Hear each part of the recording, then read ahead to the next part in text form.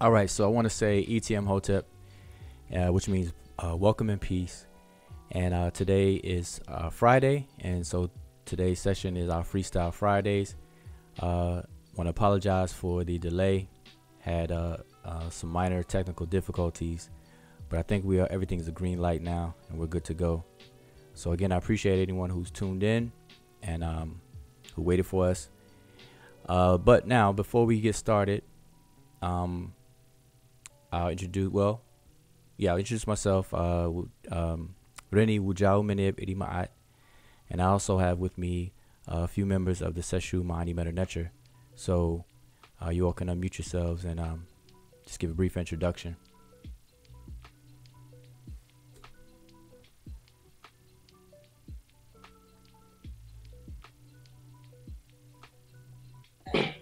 Hotep, it's Satepa Ra Mariaman. Here to participate in the Freestyle Friday. So I hope y'all enjoy the show. Any questions, put them in the YouTube inbox and we'll try to get to them best we can. Thanks. All right. Who else we have here?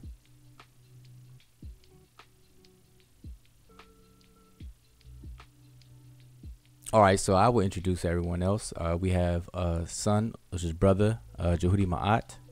And we also have son, Sean. All right. Whom you may know as Ini Heret Kalfani, or we simply say son Sean or brother Sean. All right, and other members may join in as we move forward. All right, so for those of you who do not know, we have a lot of videos in our archives on our channel where we used to do the Freestyle Fridays, but we took a little hiatus and a break from it. And so we're starting to back up. So last week was our first session that we've done in quite a long time. So we want to keep this consistent on Fridays. And basically the Freestyle Friday, it is for the namesake, freestyling, but it's a fun exercise for us to practice the 4 steps within the method that we would refer to as Tephesip, which is the correct method for transliterating and translating ancient Kemetic texts. All right, there's 4 steps to it that are immutable, that everyone utilizes. All right, except for Freestyle Friday, the difference is that we don't consult any books. So we don't use the sign list, which is what you would normally use, and we don't use any dictionaries, which is something that you would normally use. All right, so this is what makes it a freestyle. And why we call it Freestyle Friday. So we've been doing that for quite a while, but now during our Freestyle Friday, because we don't use books and things, there may be some words or some things that we will not recognize and be stumped on or have a block on. So then after everything is said and done, then we will crack open the dictionaries or crack open the sign list and try to resolve it before we conclude the session. All right, so now because of time, we don't want these videos to be too long. The different pictures that we use for this exercise, many times we don't finish the complete picture. All right, so we'll give some kind of translation for a portion of it so that everyone can see how this method is applied and how it works.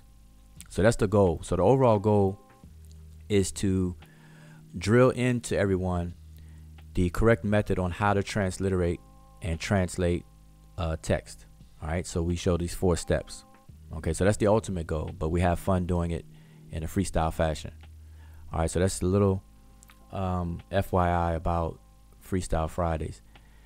Now, well, before we move forward, we like to set the tone by reading an offering formula. All right, this is something that we've been doing for quite a while now, and it's something we've adopted from Dr. Raketi Amin. Whenever there's a gathering or something that we would do, we would recite the offering formula in this virtual space, social media.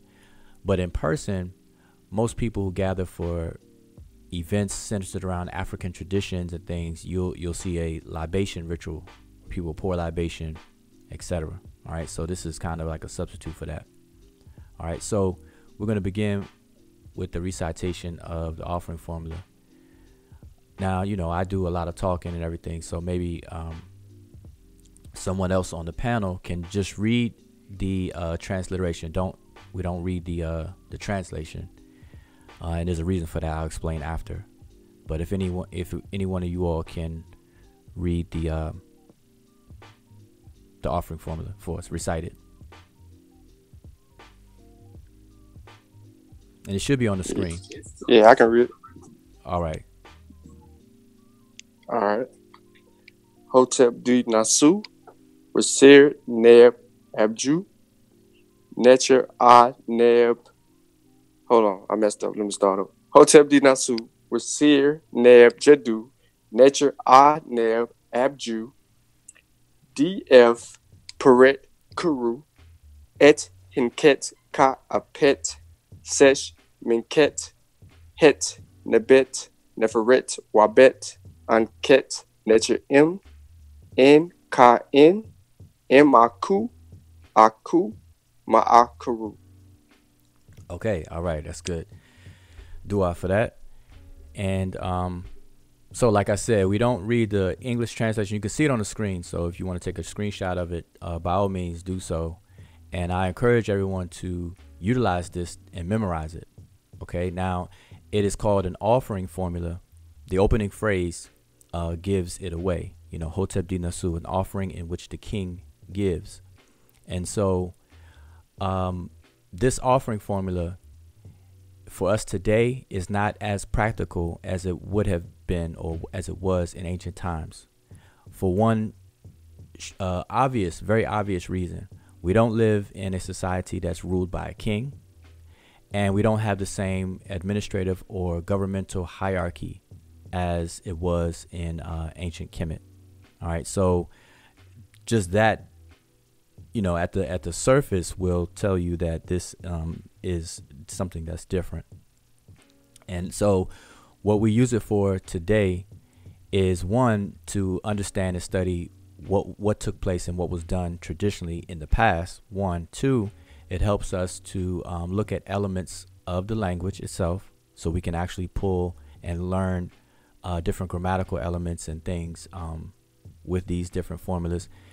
And then three, it's so prolific that we have many, many, many of them on stele, coffin, tomb, walls, whatever the case is. It's widespread, okay, all over Kemet and for every single era of time during Kemet's existence. Okay, so we see a variety of these, and they all have the same 4 elements to them, but they're slightly different from each other. Okay, so this is a generic one that we use to have an understanding. And so in our understanding of this offering formula, we understand a sense of trickle-down economics, where the offering formula represents the fact that the king, one of the responsibilities of the king was to run the country or kingdom in such a way to where the offering tables to the deities, the various different Netcheru, those offering tables were so plentiful that the deities then share those offerings with the deceased. So it's like a chain link. So the king was required to run the country so well that the deities were pleased because of the offering tables being plentiful. And then in the deities being pleased, the deities shared those offerings and blessed the deceased. Okay, and gave or permitted what was asked for. Okay, and that's where you pretty much get that. And that's the gist of it. Now, we did a whole video on the offering formula, so you can go in our archives to get more information on that. But I always like to explain that so that we can rule out people having the assumption that, these offering formulas and different aspects of the tradition are 100% applicable today. All right, so we can use some things, but not exactly like how it is or how it was. All right, so that brings us right into our Freestyle Friday. So again, I want to say ETM Hotep to those who are tuned in, and share the link. We had technical problems with the other link before, so this is a new link. So if you shared the old link, just please reshare this one. And to whomever you think will be interested in our exercise. All right. So just like last week, we utilize pictures that people submit to us or things that we find on the internet, and preferably we like to use primary sources. So we don't want to use those novelty remakes. You know, I recently had someone send me a novelty remake of a papyrus that had glyphs on there, and he was asking me to if I could translate it, and I had to let him know that it's not saying something that's real. You know, I mean, the glyphs themselves were correct, the you know, the shape and the glyphs themselves, but they weren't spelling anything out that was any kind of linguistic message for us to, you know, decipher or interpret or translate, etc. Okay, so we have to be careful of those. So that's one of the reasons why we want to stay away from those novelty type of items. All right, so we usually use those primary pictures of things that we know that are tested in ancient Kemet. Now, last week and the one we're going to do today is an exception because it is an actual remake, but it's from an actual primary source. And as I explained last week, these pictures, the one that we're going to do tonight and the one from last week, was actually someone's homework that was sent to me by way of our website, Sesh mdw-ntr.com, and someone asked for help.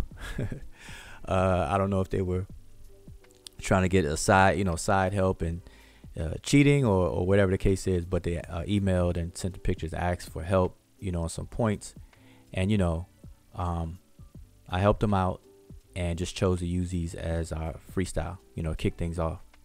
Okay, so I'm going to share the picture now that we're going to use.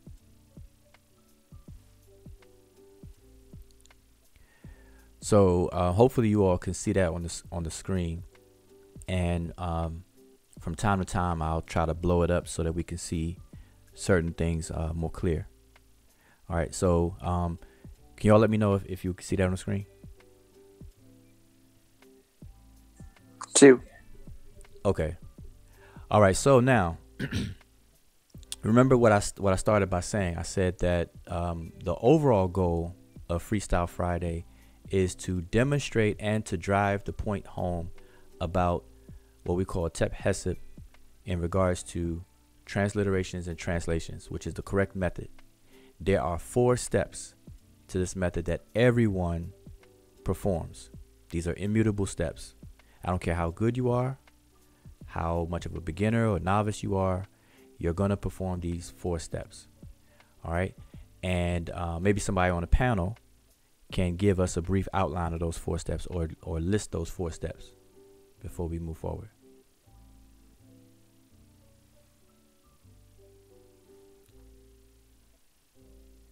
Okay, not all at one time.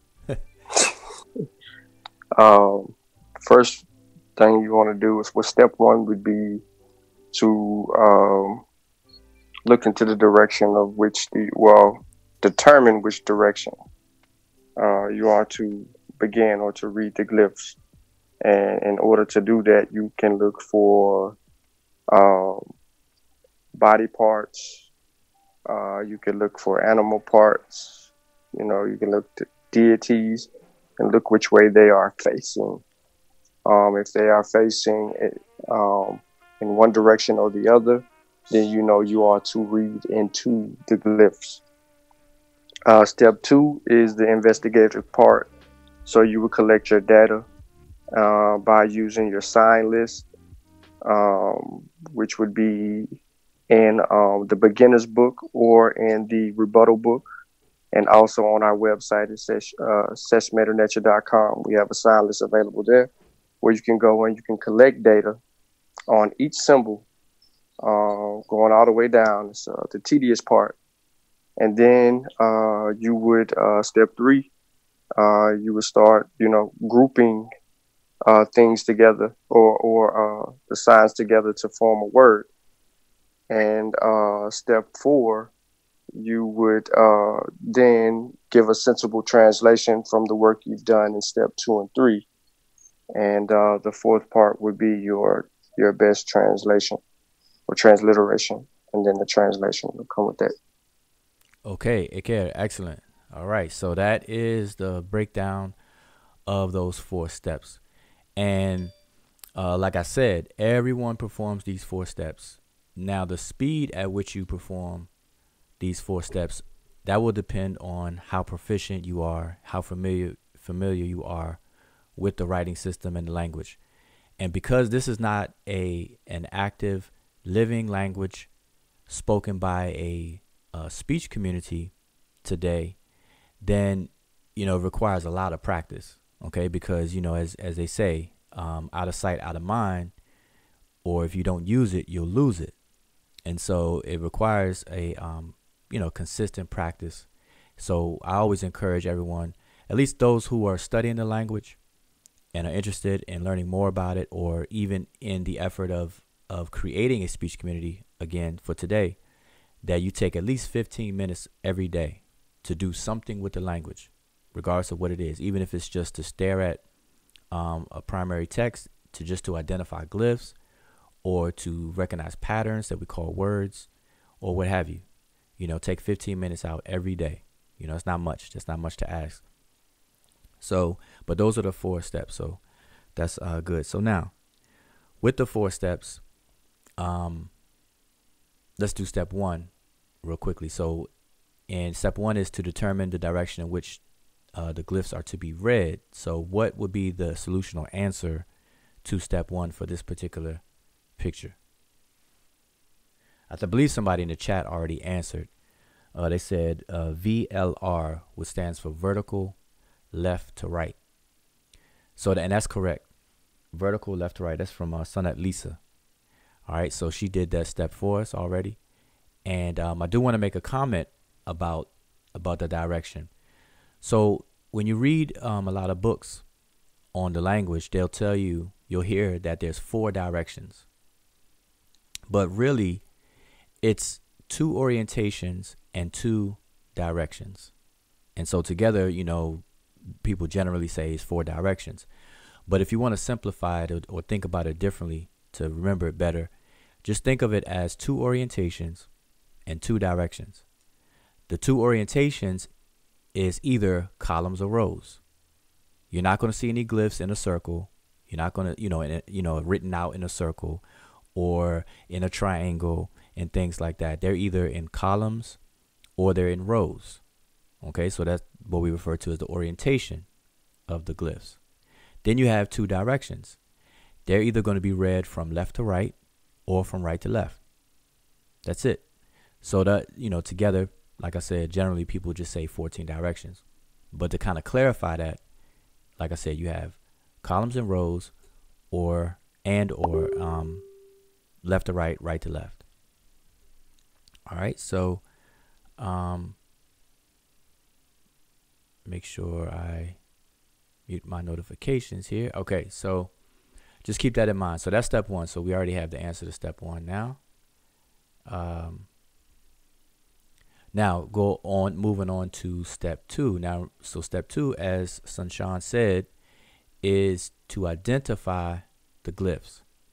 And so this is your data collecting step. So you have to identify every single glyph that you see on whatever it is that you are going to translate.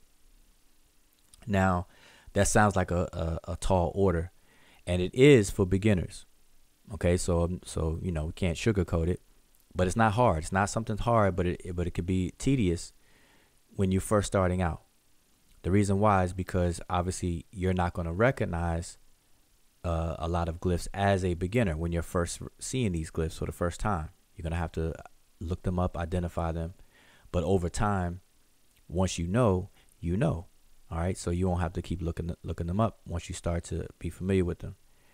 All right, but at least when you're sitting down making an attempt to translate or transliterate, at that point, you should have already memorized the monoliterals, at least. Okay, and the monoliterals are maybe somebody on the panel can explain to us what monoliterals are for the benefit of everybody listening. So what are monoliterals?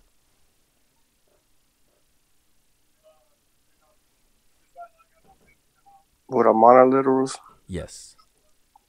They have one consonant. So it'd be like an N or an M or R. Okay. Those are examples. Okay. So it just have one. Okay. All right. Good. So I hope everyone understands that monoliterals are glyphs that represent one consonant.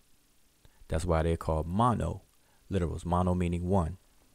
There are glyphs that represent two consonants called biliterals, and then there are glyphs that represent three consonants, which are triliterals. And there are glyphs that represent more, and in general, we just refer to those as multiliterals. But the monoliterals are to be memorized at the beginning of your journey.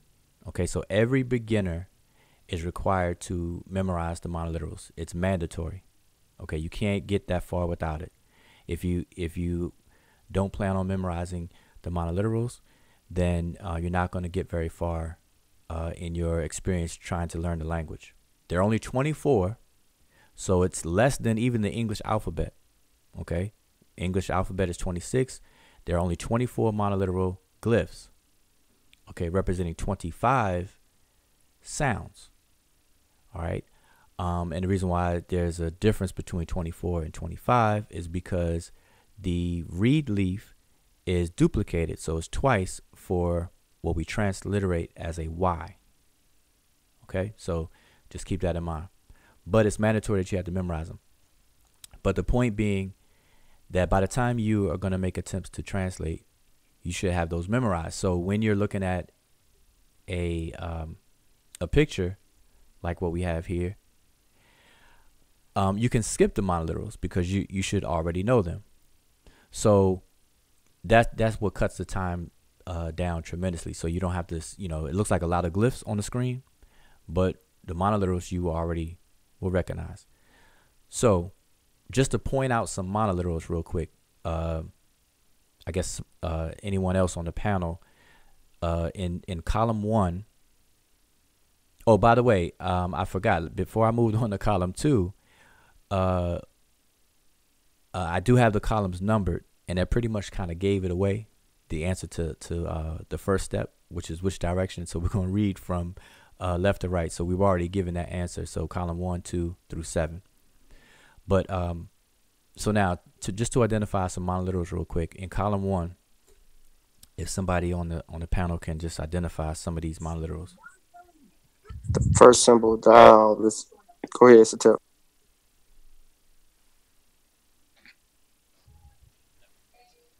I was gonna say, Satep, you was gonna say something? Go ahead, bro. You got it. I was gonna say the owl, and then you got the next monoliteral, D21, the mouth. We have the cup with the handle. I think that's what's V30. Owl again. Turn this down. The placenta. Got the hand, the bread loaf, the mouth again after the boat. Was it the new bowl? The W24 bowl. That got the per. You did identify that probably, but that's not a monoliteral. We just want to deal okay. monoliterals real quick. So we're gonna identify all the monoliterals the arm, real quick. Got the arm, the quail chick. Okay. The vulture. All right. The arm again, and the two water ripples bottom. Okay. And the basket again at the bottom. Can you scroll up? I can't see it on Oh, okay. Probably your. Oh, I can see it on YouTube. Okay, I see it on YouTube. Okay, so that's basket with the handle. Yep. Okay. Do I? So that's just identifying the monoliterals. Now, as I said, you would be able to skip, because remember, step 2 is to identify the glyphs. So if you already know what they are, then you don't have to do the work to identify them. So it's almost in reverse. You're only going to identify the glyphs that you don't already know by memory. Okay. And so these monoliterals that we just went through are ones that you shouldn't have to look up. We just wanted to point them out for everyone. So now let's do the same thing and point out anywhere on this picture from column 1 through 7. Just point out a couple of glyphs to demonstrate step 1 in terms of looking up. So let me ask a question.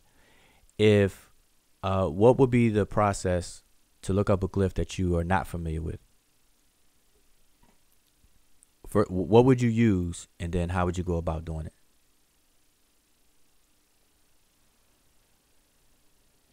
And that question is for anybody. Oh, say it again.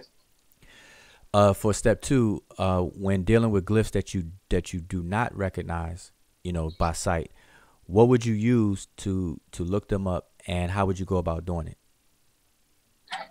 Oh, I usually go to the book, and then I go to the back of the book where the appendix is, and then I would look up what type of sign it is. So let's just say the boat right there underneath the raised bread loaf. If I wanted to figure out what that was, I'll just go to the book, and then I would look for structures or ships and parts of ships, and then I'll find it. It's the first one. So it's in the P section. So then I go to the P section, and then let's see. Once I find it in the P section, which I haven't found it yet. My book stuck together. But yeah, I would go to that, and then once I identify it on there, so we got P1, and then just let me know what type of sign it is or how it functions. So this one, it'll be either a logogram or a determinative, and then it says it's a ship, and then it gives me the manual decodage of it.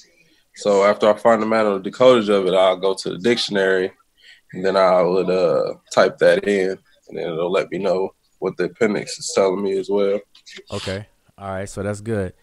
So hopefully everybody got that, and to kind of just clarify a little bit that by the book, I know Satep was saying the book, but the step requires you to have a sign list. So whether you have the book, our textbook, or not, you have to get a sign list from somewhere. So these are called, they're referred to as the Gardner's sign list.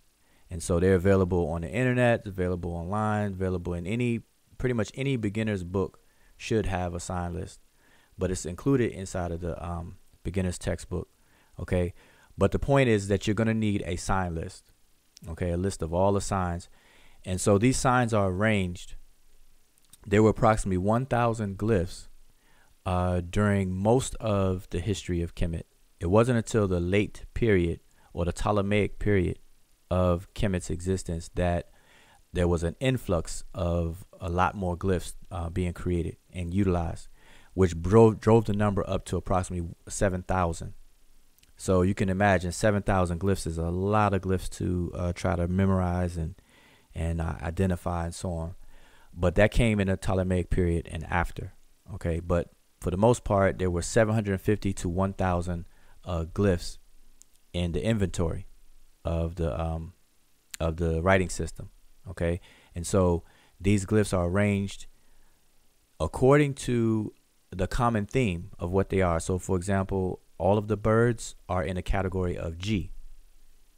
All of the vegetation, like plants and things, are in a category of M, as in Mary. All of the human body parts are in a category of D, as in dog. So they're arranged in a category based on letter, and then sequential number. So when Satep says P1, P is the category for ships, ships and parts of ships. And so then there's sequential number. So this one happened to be P1. Okay, so but where you would get all of that from is a sign list. Okay, so so you would have to do that for every glyph that you don't recognize. Okay, you can skip the ones that you do.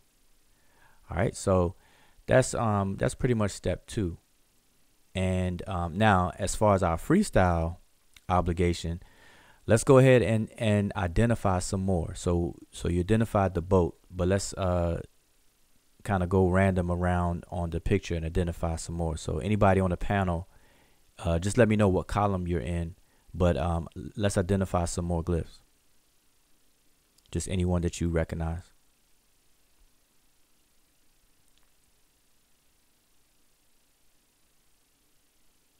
Anyone? Hotep. Hotep. Any kit. So I can start from column 1.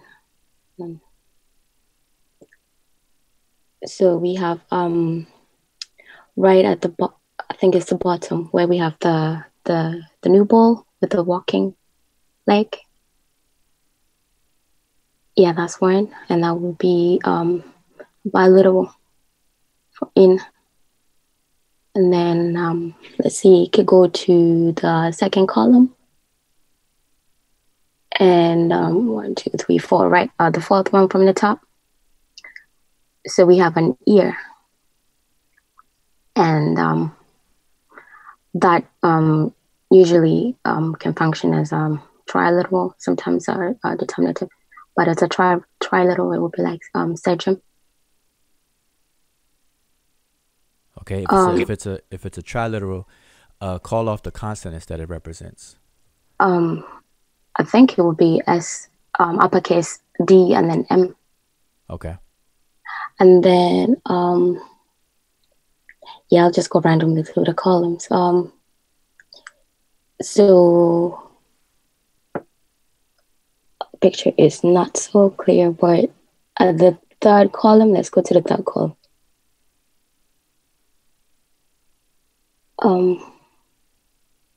So we have the seventh glyph. We have the Netcher, which would be the flagpole. And then on the fourth column, right at the top, we have the ankh.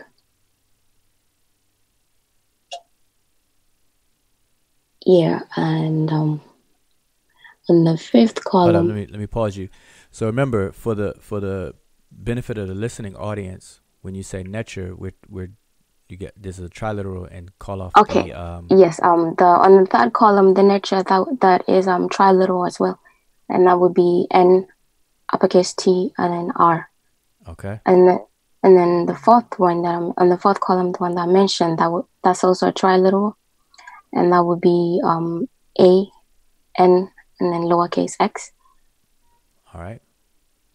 And then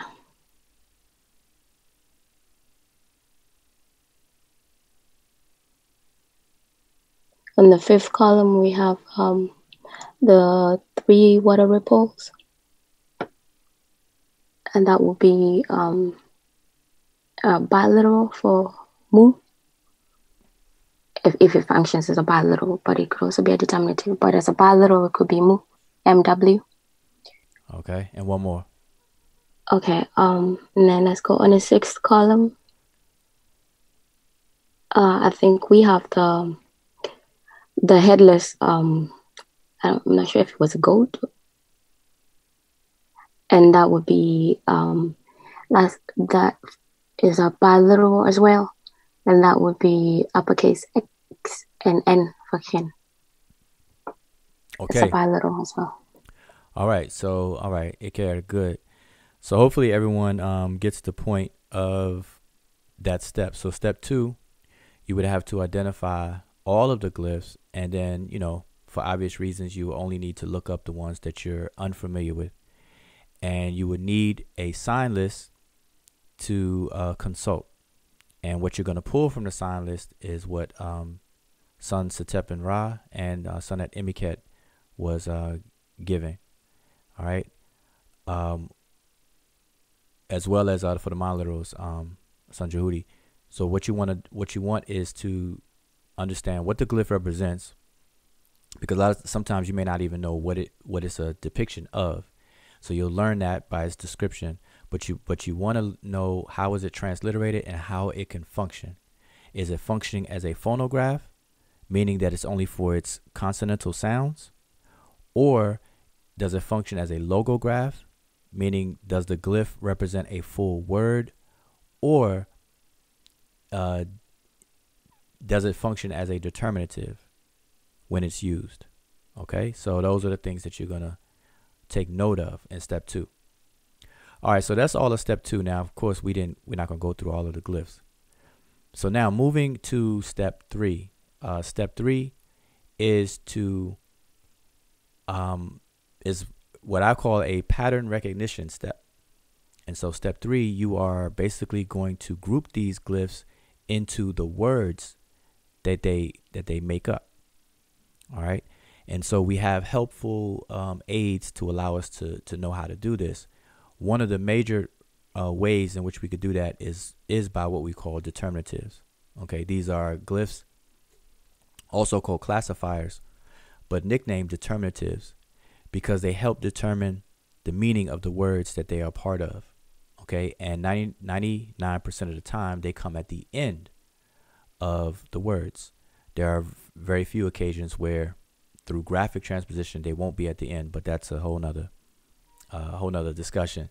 But so these determinatives helps us to separate where one word begins and another one ends, or one ends and another one begins. Okay, so like for example, Sun Setep said earlier when he pointed out this boat here, this will be a determinative. Let us know that a word is ending right here, and another one will be, the next glyph will begin something else. Okay, so we can take an educated guess that this is a determinative, and the glyphs that come before it. Now we don't know where it will stop, but this will give us a very big helpful hint on where we would parse these words. Okay, so this is what you have to do in step 3. So step 3 is about recognizing the patterns and going through grouping these glyphs into the words. All right, and you're going to have to look the words up. Okay, so sometimes you may guess wrong, but you'll be able to correct yourself. So step 3 is definitely a self-correcting step, and you're going to have to go through all of these motions. So now, just like step 2, step 3 will get faster and faster to you as well, because just as you'll become familiar with the individual glyphs as time goes on, you'll also start to recognize full words as time goes on. So for example, if I were to show you this in English, now this is something natural that the human mind does. Okay, so it's not something that you have to go out your way to do. This is something that is already hardwired in our minds to do. We just have to encourage it or cultivate it. So like because we speak English, if you were to look at these two sentences or paragraphs here, when you look at a word, now in English, our words are separated by spaces. So, we get a big help with that. But even if you look at a word, like let's say this word car, C-A-R, you're not going to look at the A only, and you're not going to look at the C only and the R only. When you look at this sentence, you're going to actually quickly see that the whole word is car. The whole word makes. So your mind is going to put these things into patterns. All right. And likewise, as time goes on, when you start to stare at these glyphs enough and you put in the work to practice, you're going to start seeing these glyphs not as individual glyphs anymore. You're going to start seeing them as full words. Okay, so they're going to start to get that way to you. So I just want to, let everyone know that's what's going to happen naturally over time. So that's what step 3 is. So in terms of our freestyling, move the arrow out the way. So let's go through here and show some examples of recognizing words. Okay, so anyone on the panel, if you recognize any words, just point, let me know what column you're in, and then I'll point to it, and you just identify any words that you see, that you recognize.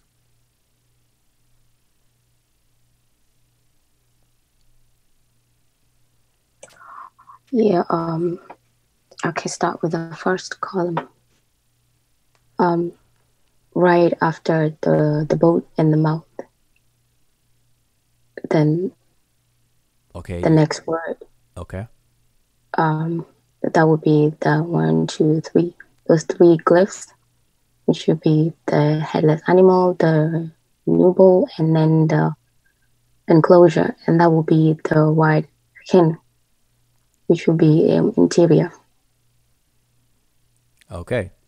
So we have 1, 2, these 3 glyphs are spelling out the word, say it again. Henu. Okay. Henu, and it means interior. Okay. Mm-hmm. So let me ask you, obviously you didn't use a dictionary just now. So how do you know that that's what that is? Knowing the word itself without the meaning, that comes from knowing the biliterals and triliterals and determinatives. So the first word, the first glyph, that's I know that as a biliteral for hen, and then I can see the nubile, which is new, NW, and then I would know that the last word that is functioning in this instance as a determinative for some enclosure, things to do with homes or areas, locked areas. So that's henu, but I'd know the meaning from just reading different texts. Okay, so basically you've come across this before, and you're already familiar with it. Correct. Okay. So are there, if you have any others you want to point out.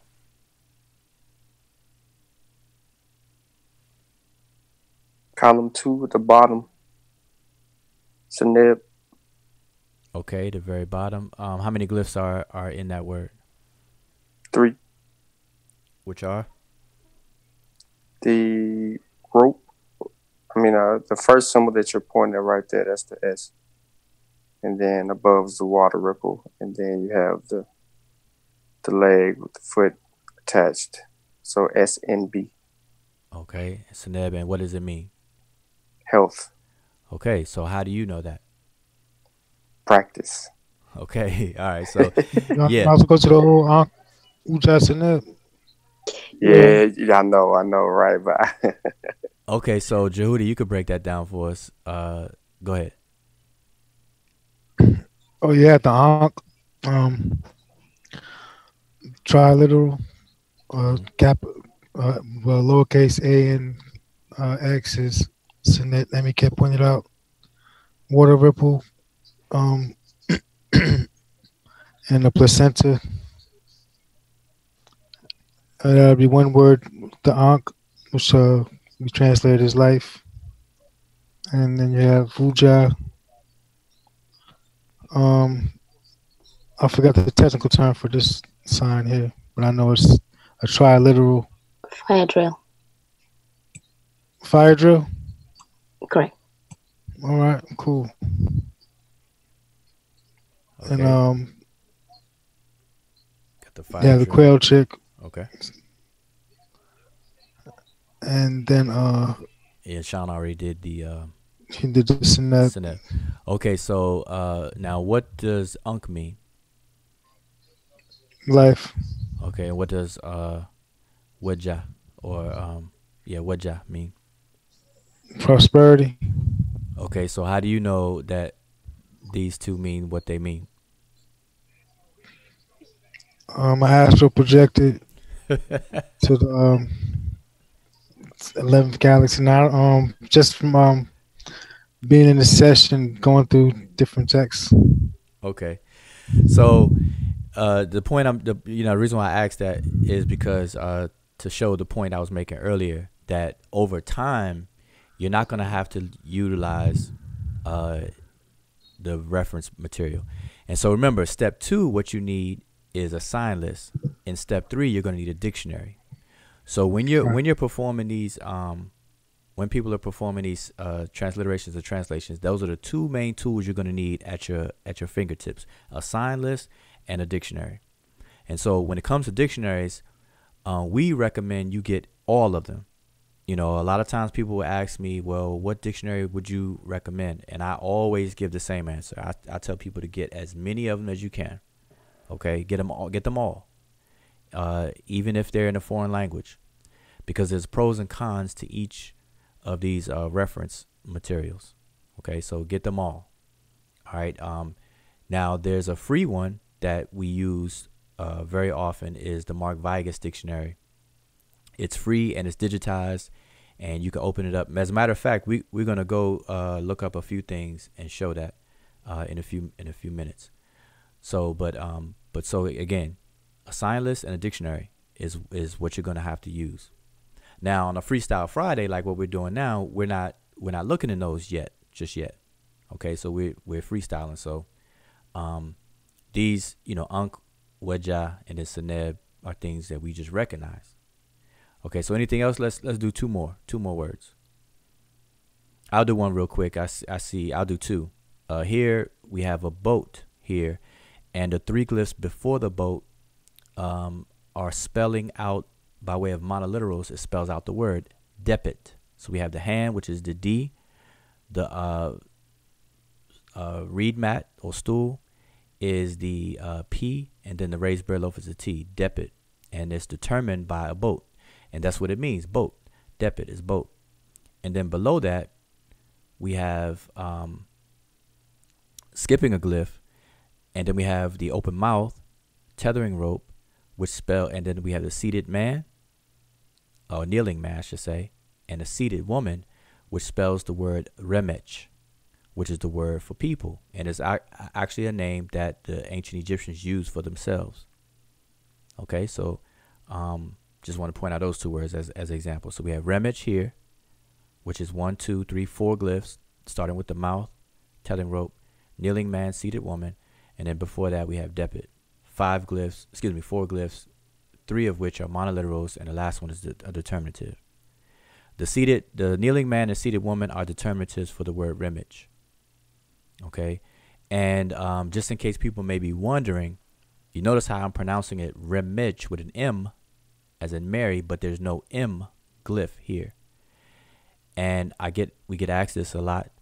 The word remech, because of aesthetic reasons, the bird, which would be the owl, or it would be what's called a half, which I don't see on here to show you all how it looks. It looks similar to this here, but it's extended longer. That also represents M, as in Mary. And so you will see it spelled like that, but more often you'll see it spelled exactly like how you see it on the screen, with the M omitted. Okay, and that's not something that's strange to this particular writing system. Okay, so just want to point those 2 out. So does anybody see any other word? Let's do one more. After matches occur. Okay, how many glyphs?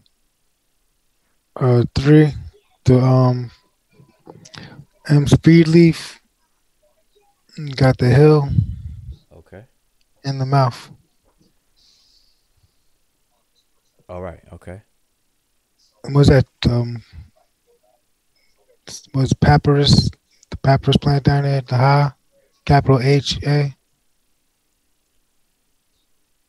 Where are you? Oh, down here. In the same column. Yeah. Okay. All right. So anybody else real quick? Anything?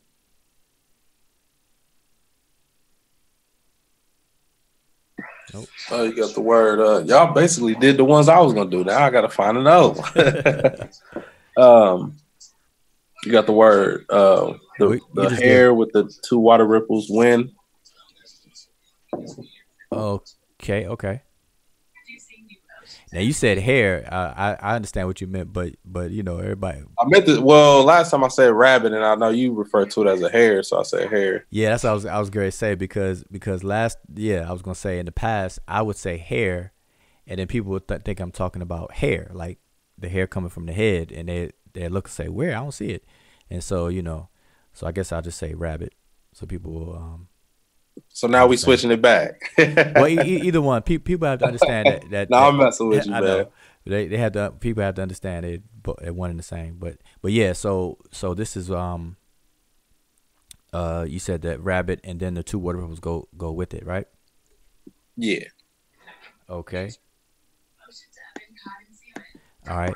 Now just like even when Jehudi gave Iker here. Now you started this word with the rabbit, which is correct. But so that means the quail chick goes with this Iker, so it's Ikeru.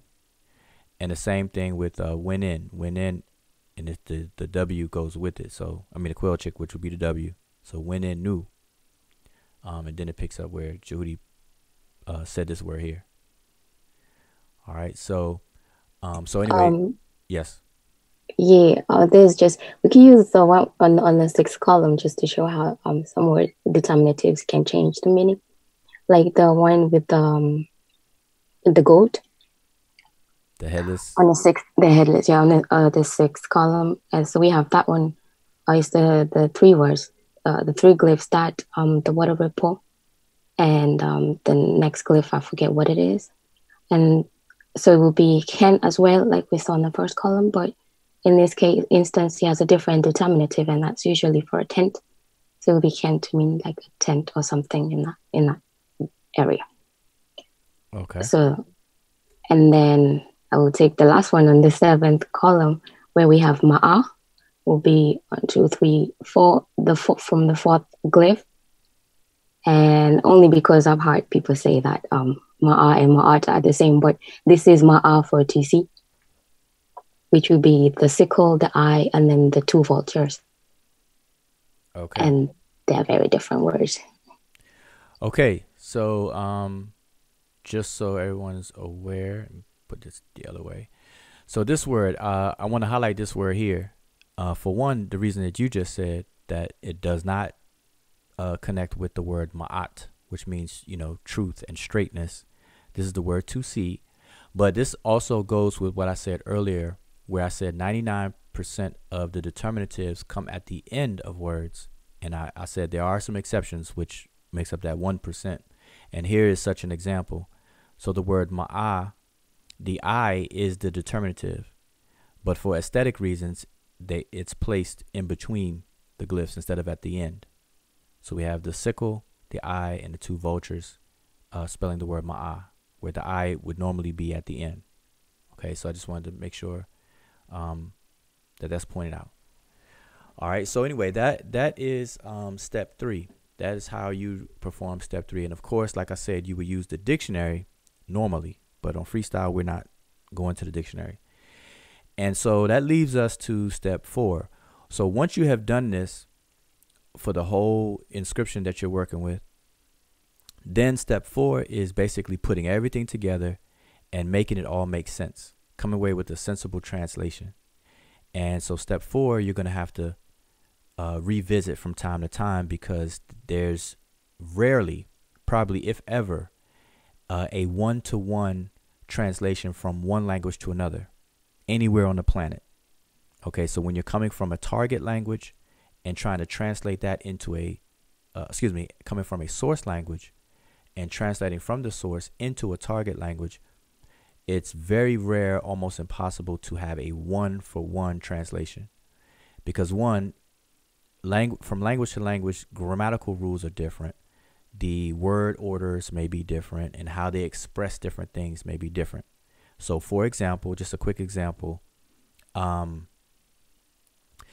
the Kiswahili word nitasema, that's one word in Kiswahili. And Sana Emikat, what does that mean?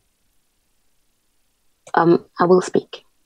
Okay, now notice that she said 3 English words for that one Kiswahili word. And Kiswahili is one word, nitasema. And in English, it's 3 words. I will speak. So it's not a 1-for-1. Okay, so I'm just illustrating the example of what I mean. That it's very rare, and almost impossible to do a 1-for-1 translation. Okay, so in step 4, we have to keep all of that in mind. And so we have to make it make sense. We may have to, add a few filler words in when we come to English and stuff like that. Okay, so that's what step 4 involves. Now on a Freestyle Friday, we can't really do step 4 because we bounced around, to make it make sense. We're just bouncing around and calling off different words. So what we normally do on a Freestyle Friday is we'll pick a column or something like that, some kind of text that is linked together to where we can make some sense of it. So we can choose a column, and then we can go ahead and make sense of it in terms of step 4, and by doing that we explained everything. We can go to the resources and make it make sense. But for time's sake, let's only do column 1. And if it spills into column 2, then so be it. But let's go ahead and crack open the books if we need and make this make sense. We'll come away with a translation. So anybody, I think Satep, you said you had you may have your Vigus handy at our disposal. Yeah, I got it. Okay. So, but now before we crack open the books, let me just ask, just for this, in the spirit of freestyling, can anybody make sense of anything to kind of make it have some flow to where it makes sense in column 1, or if it spills into column 2? If I was just looking at this, I would say the owl, the walking legs, and the open mouth. That's probably a word right there, because the bread basket is gonna let me know that it's a determinative. Then after that, I would go to the M, the bird again, the placenta, the hand, and the raised bread loaf, with the determinative being the boat. So that's probably how I'll start this out. Okay. Now, I don't want to neglect our viewers and listening audience. So I know we haven't done a lot of interactive. There's a delay between our conversation and then by the time it broadcasts on YouTube. So let me just take a moment and ask if anybody in the audience can make anything out in terms of the first column or the second column, first into the second column. For time's sake, we're only going to deal, I guess, with column 1 and 2. Okay. So does anybody who's watching, can you make any sense out of the first 2 columns? Okay. So like I said, there's a delay, so I'm gonna keep talking, but that's the question. So we're gonna monitor the chat and see if anyone comes away with anything. All right. Now, while we're waiting, though, I do want to point a couple of things out. Okay. On Facebook, social media period, there are people who are, enthusiastic about Kemet, about the language and so on, and are making attempts to teach or share information with people. And sometimes these people themselves may not have gone through the prerequisite study or put enough time into the study. And so they create errors or have errors and pass on misinformation to folks. And one thing I want to point out is this notion that grammar is not important. And I want to categorically say that is absolutely false. Okay, grammar is very, very important to any language. Grammar in and of itself represents 2 things. It represents the syntax and the morphology of a language, which both together is the structure of the language. Without grammar, language would not be a useful tool to communicate. Okay, if there was no rigid structure to a language, then there will be no speech community, because then everyone will be uttering sounds that are random. Okay, grammar brings the randomness to order. Okay, so in that sense, grammar would be, I guess we can play on the word ma'at. Grammar would be the ma'at of language. It would be that which maintains order in a language. And by it being ordered and structured, it becomes a useful tool to communicate. All right, so don't let anyone ever tell you that grammar is not important or that it's a waste of time and so on and so forth. In my experience, the only people that say such things are people who don't know the grammar. So they have to demonize it because they don't know it. So then therefore they're not responsible for teaching it. And because they demonize it, now they can skip it and still claim to be a teacher.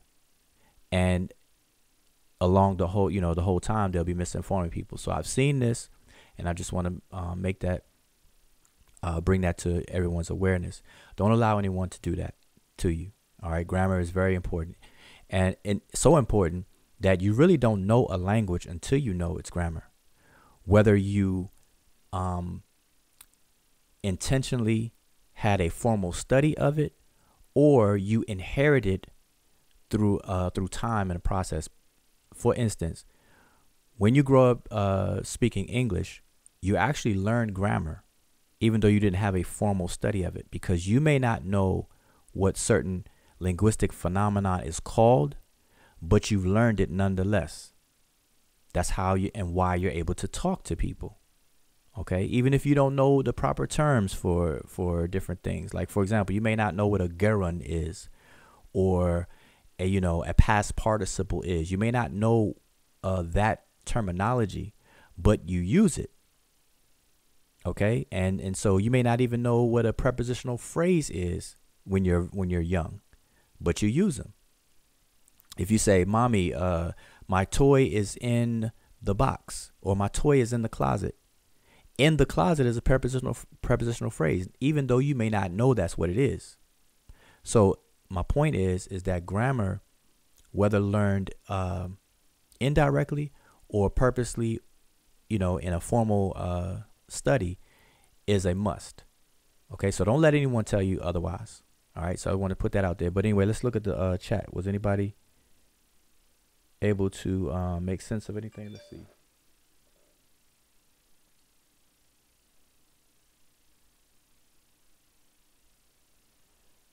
I don't see anyone take. Okay, we have brother Christopher Withers. He has waka. Where is waka? I'm assuming he is looking here for waka. Okay, so that's what he proposes. That this word, I'm assuming he's talking about the quail chick, the placenta, and then I guess this vulture here, waka. All right. That's all I see. So anybody else have any proposals? I guess Christopher Withers is the only one. But I see we do have a question. Somebody, brother Zane, he says, I was going to ask if the grammar method differs. Well, when you say grammar method, there's no such thing as a grammar method, but there's a method of learning. The grammar is the grammar. Grammar is syntax and morphology, period, for any language all over the planet. Grammar is always they call it morphosyntax, where you're dealing with syntax and morphology. Okay, and they're two ends of the same stick, and together they're called grammar. So there's not really a different grammar method, but I think what you mean is in terms of learning a language, there are different methods. So for example, when we're learning Spanish and French, because those are living languages and living speech communities, people speak those languages, we can learn those with a certain method. Okay, a teacher can teach you how to pronounce the words. She can give you a vocabulary list, and then utilize that vocabulary list as a basis to not even use English anymore. Okay, because you're dealing with the pronunciations and everything is revealed in the writing system of Spanish. Okay, mind you that we use the same characters to write Spanish as we do English, which are the Latin characters. Okay, now the difference with Rodney Kemet, which is the language of ancient Egypt, the difference is that what they call in the hieroglyphs, which are called the Sesh, Medew, Netcher, they do not reveal all of the facts of the language. Why? Or one example is that there's no documentation of the vowels. So through the writing system, we're not given the full story. We're not given everything. Like in English, we see everything. Spanish, we see everything. But in Rodney Kemet and its written counterpart, which is Sesh, Medew, Netcher, we're not revealed everything. So we don't know what the vowels are in between these words. In between these consonants and things like that. So the method of learning is different. So, I'm assuming that's what you mean. So yes, we learn this language through reading, whereas Spanish and French, we learn through reading and hearing. A French teacher can, ¿Cómo allez-vous? And Spanish, hace calor. They can pronounce the words and correct you when you don't pronounce it. You could say, yo hablo español, or they could say, yo hablo español. They can pronounce, tell you how the vowels are sound and all those kinds of things. Whereas in Rodney Kemet, you're not going to get that. So yes, the methods are different. Okay, so hopefully that answered that question. Okay, so where were we? Okay, so I guess we're gonna go through this. Let's go through column 1, and we can see what we can get out of column 1. So we have only one proposal. That was Brother Chris in the chat. He said waka. So okay, so let's start at the top. All right, so I'm gonna move this out the way. So we're gonna start at the top.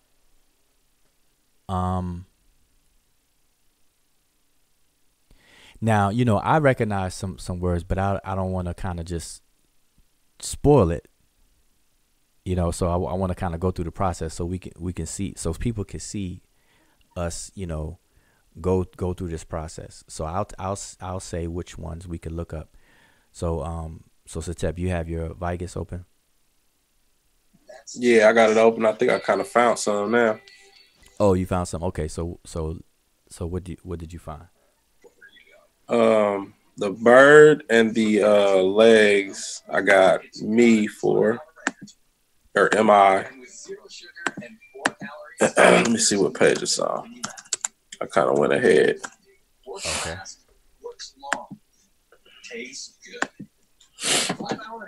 So we got the owl, and I have mine open, so I'm going to share it with everyone just so that everybody can see how it looks. Okay, so this is what the Vigus dictionary looks like. All right. That's the 2018, right? Yeah, this is 2018, but it shouldn't be too much of a problem. If it is, we'll find it. So I was gonna say I ain't got that. I think I got that one, but I don't know where it's at in my Adobe or whatever. Okay, so now what I want to do is kind of increase the size. Yeah, there we go. So everyone can see bigger. But yeah, I got that. I got me for that. Okay, so let's look up these walking legs. You said me. All right, so let's Can't remember what page it was on. Oh, there you go. It's a G17 and D54. It's on 607 in the 2015. Okay, let me go to there. All right, just so that people can see. Okay, hopefully my screen won't be slow. Okay, here we go. So in the Vigus dictionary, this is what I'm pointing at. Can y'all see my cursor? Yeah. Okay. So what I'm pointing at is the first instance in the dictionary where we see these walking legs. Okay, and it's D54, of course. And so what you do is you look in when you're looking up the words, you're gonna have to keep in mind that there are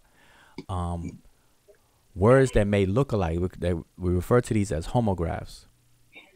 These are words that are transliterated alike, but they may be different words altogether. So you have to keep all of that in mind when you're looking up these different words. And the determinatives help make these distinctions so you don't make the mistake of thinking something is a homograph or the same word when it's really not. Okay, that they are indeed homographs. So just with the walking leg the pair of walking legs by itself, we have 1, 2, 3, 4 entries. And so we see EU to add, Sesh to square, EU receive and come, and Hehi, which is seek. So just out of those 4 alone, you would take note of it. Now we're just starting off this transliteration of this text that we're looking at. So you really don't know just yet. You don't have enough context to really know. So what you do is you just make note of all 4 of these possibilities. And even more if you want to scroll down. Like even here, you have EU spelled all the way out. Where'd it go? This thing is going fast. I think because I have it magnified.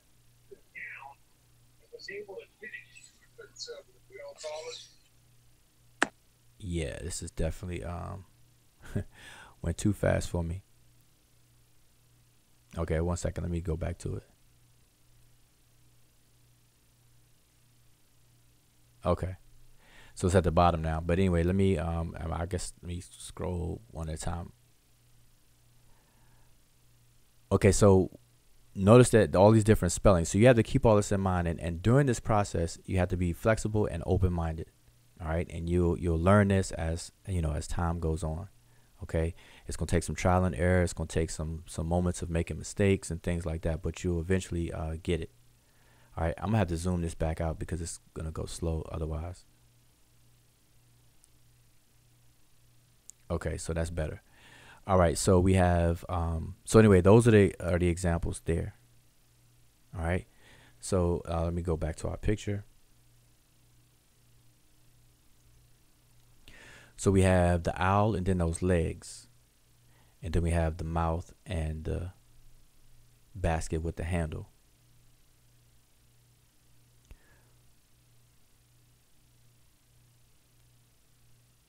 So in looking at this, one of the things, now this is something, and this would be the process of this first column that I would take. Now in the language we have prepositions, we have suffix pronouns and things that don't quite follow or not easily recognized. Okay, so skipping those, what you do is you look for things that you already know, that you can already identify. All right, so like for example, earlier we talked about this boat here, and most likely this is a determinative. So you start with words that you can readily recognize, just like how in step 2 you recognize certain glyphs already. So what you do recognize, you recognize as a boat, and most likely these glyphs before it spell out a word. So Satep, if you could look up the word, look up X, D, and T if you haven't already done it. XDT. Yeah, and that's the transliteration for that, XDT. And so that's represented by the placenta, the hand, and the bread loaf, because then it's a determinative. So we're going to give it a shot. So this is a educated guess, and so you're going to look it up, X, D, and T. Yeah, we got with the boat determinative. With the boat determinative. Hold on.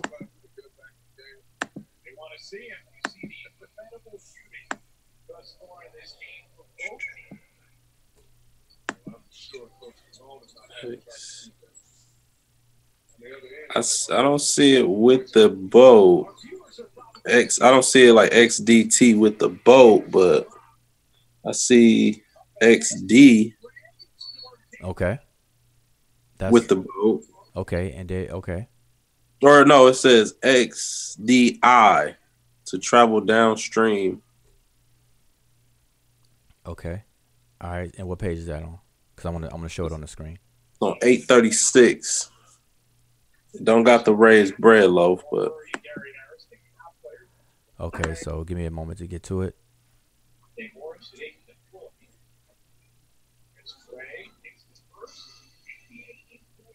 And mine seems to be moving very slow.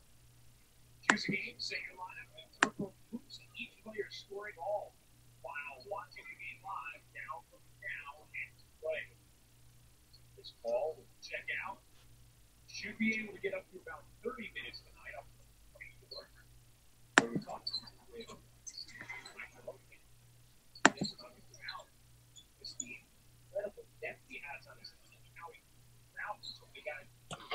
Using the 2018, I think mine moves a little bit slow too. So I'm not sure if it's the whole version, but the 2015 is much faster than the 2018.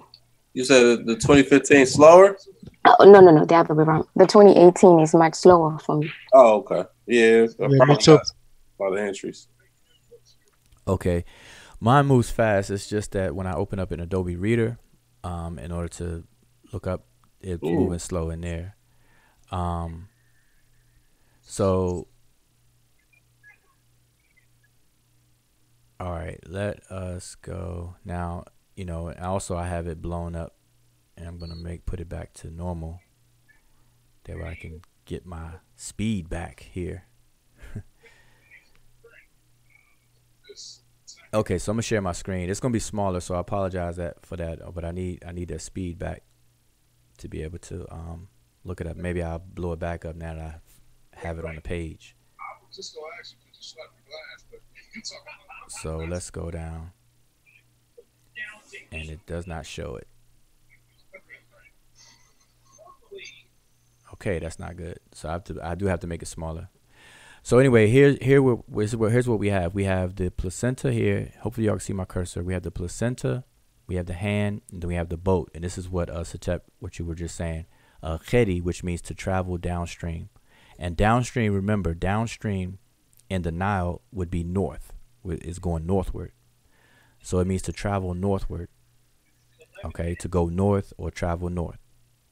And here we have it also with the leg determinatives, which means also north. And then we have a falcon on the standard, also north. We have another version with the triple water ripples, which means a stream or river.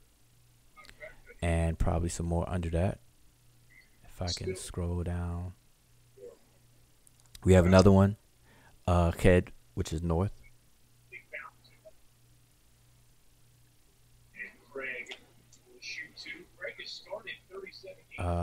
Y'all can still see that? Yeah. I don't know why I just went full screen. Okay, somebody's sharing their screen now. Oh, okay. That kind of threw me off. I was like, what? What just happened? What happened? Yeah, did yours just blow up? No, you shared your screen. Did I? Yeah. Yeah. No, I think it's okay. I shared. I think it's yeah. Okay, I somebody shared my screen to see if mine was bigger. Okay, yeah, somebody shared their screen and it made everything big. That's fine. But you all are still seeing what's on the screen, on my screen. So anyway, so I don't want to stretch this out too far. So basically we have a word for to travel north. Okay, so let me go back to the actual image that we're working with. And so that puts us here. So we have the word cadet. Now remember, see, this is something that comes through practice, and then obviously by the time you're sitting down doing this kind of exercise, there's some other things that you'll have under your belt as well. So you'll definitely understand that there's a such thing as gender in the language, where words are masculine or feminine. And so sometimes you may not find the feminine form of the word in the listed in the dictionary. Okay, just like in English, when you're looking up words, you don't find the plural. You don't look up words, the plural of words. You look up the singular form of words, and then the singular form will have listed with it its plural form. Okay, so you don't look up books. You look up book, and then it'll say the plural form is books, etc. So likewise with Egyptian dictionaries, you will find the masculine form. So this T here, trying to look it up with all of these glyphs, it may not be in there that way, which we just now saw it's not. So we have ked, which is the masculine form. All right, so we have to keep all this stuff in mind again. So, but these are things that you would know by the time you sit down and do this. So we have to travel north. Okay, so we have that. And let me see, how much time do we have that we've been on here? I don't want to be too long. So let's go to another word. I think Emiket gave this word here. So what would this word mean? You said the interior? Interior or residence, yeah. Okay, and those are these three glyphs. So obviously, just from where we were right here to that next word, we know travel north, and then this open mouth is a preposition. Towards the interior. Towards, exactly. Which is stands for the consonant R, which is a preposition in language, which means towards. So to travel north towards the residence. Okay, so this is what we can, see so far. Okay, and then you keep going. So what happens is the more words that you find out, then your context will start to build. And then you have to use the context plus the words that you're finding to fine tune and for it to make sense. Okay. So so you're going to have to go from step 3 to step 4. You're going to bounce back and forth from those steps in doing this process until you come away with something that's satisfactory. And then even, a month later, you may come back to something you previously did and you'll say, wait a minute, this can be tightened up a little bit more. Okay, so a lot of translations are tentative, even if people have PhDs after their name or doctors before their name. A lot of these translations that you see in print are good translations for that moment, and some of them can be refined and fine-tuned and made better, and some of them are pretty much the best that you're going to get. All right, so we have to keep all this stuff in mind. Okay, so what else do we have after that we have the word hair. Then we have the word or A and then W. So hair, ow. Does anybody know what that means?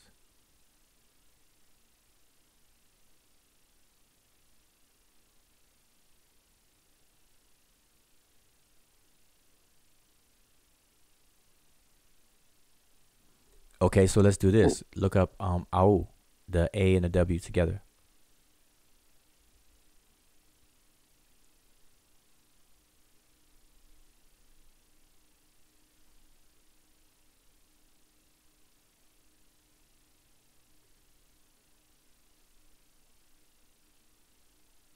And just so we won't have that arms.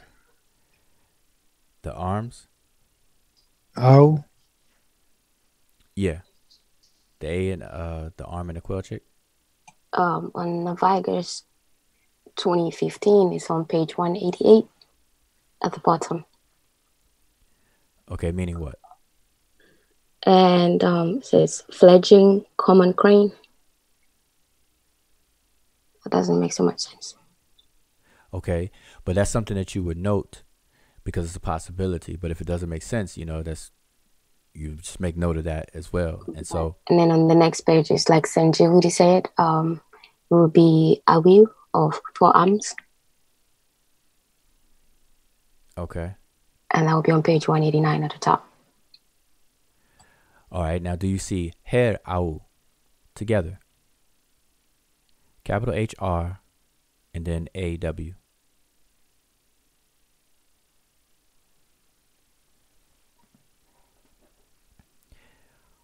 So while you all look for that, I'm just gonna keep on talking here and check the chat.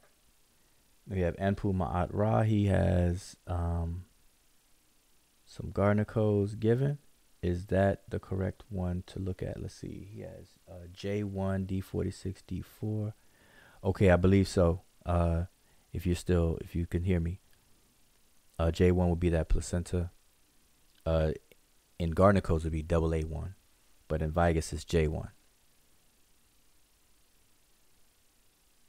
All right, so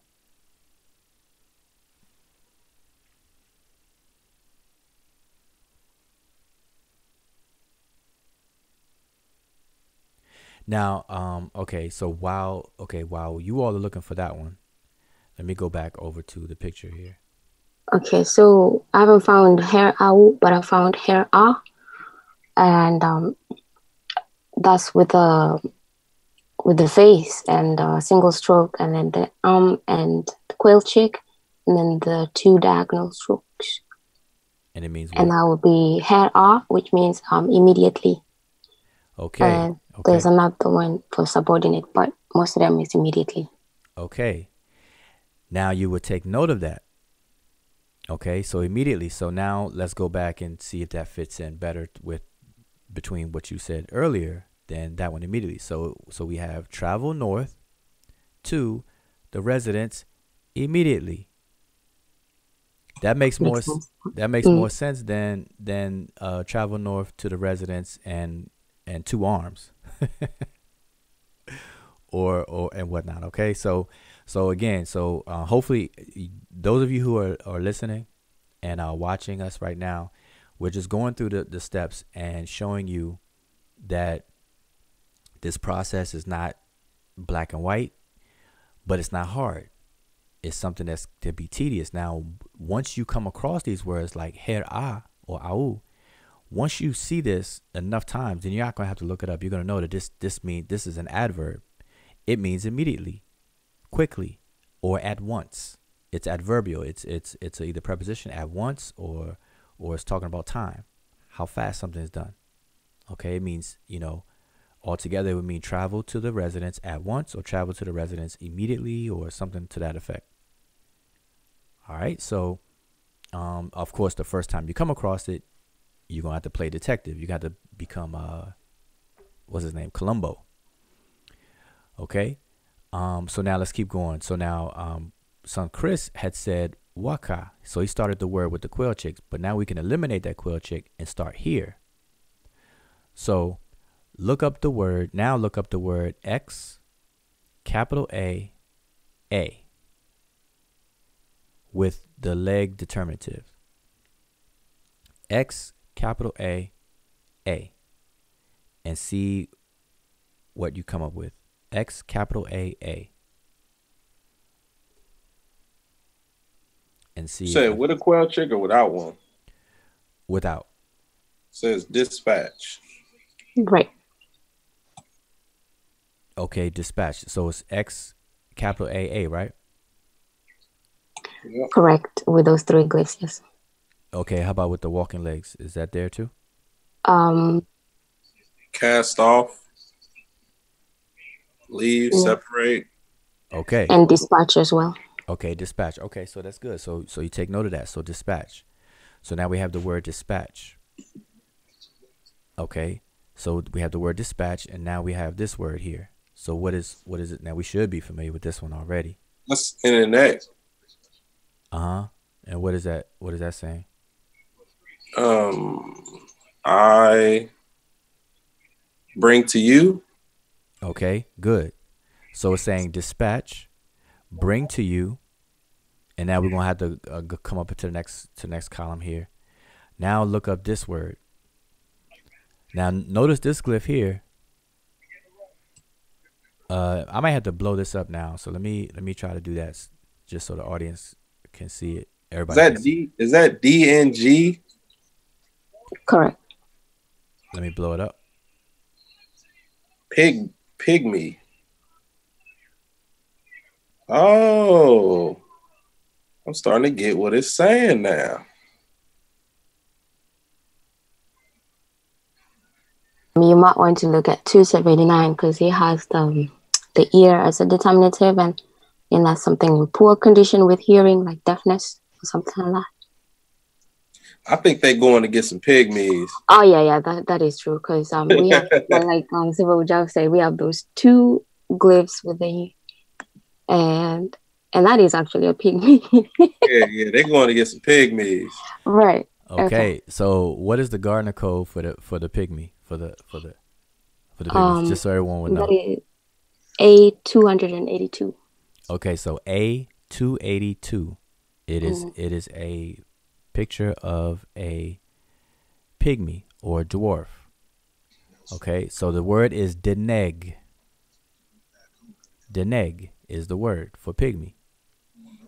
Okay, so now let's go back to what it said. It said, bring to you a pygmy. All right. And we can go further. So let's see how much time we have. We can keep on going. I just don't want to run too much. Is it this pygmy with the pen? Okay, good, excellent. That's what I'm pointing at. The word pen is a demonstrative meaning this. So bring to you this pygmy, and then let's keep going. Then that is the word mech. Okay. Usually it's like I'm gonna give a hint on this one so we don't take up a lot of time. Look up M and then A. The preposition I think it's M. on 598. M and then A. M-A-K. Let me look back at the glyphs. What we got? M-A-K. Just look up M. Just look up M and then A. M, M and A. okay, that is because of, but that's makes take. Okay, there you go. So what this literally saying, this is a preposition. It's a preposition that means in the arm.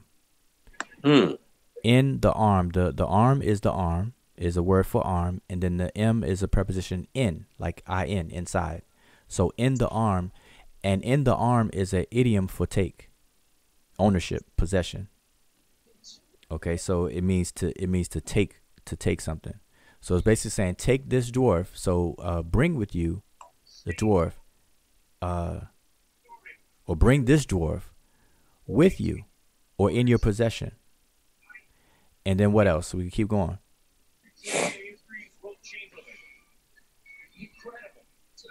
So we have the same word, any, or inek.